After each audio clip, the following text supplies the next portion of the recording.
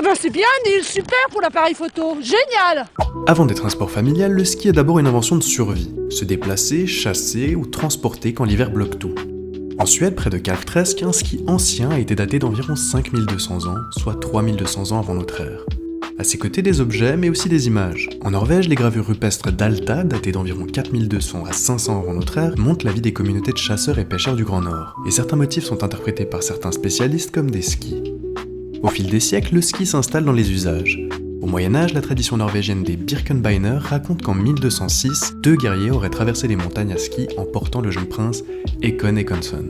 Au XVIIIe siècle, il devient aussi un outil militaire. En 1767, une compétition entre patrouilles à la frontière entre la Suède et la Norvège est souvent citée comme l'une des origines du biathlon.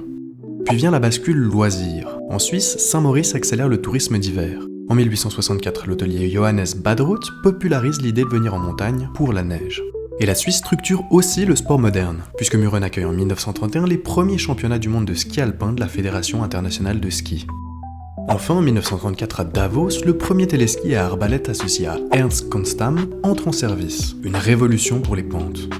Dès lors, la montagne devient plus accessible et le ski change d'échelle. En Suisse, il finit par être bien plus qu'un sport, un marqueur d'identité alpine entre paysage, tourisme et art de vivre.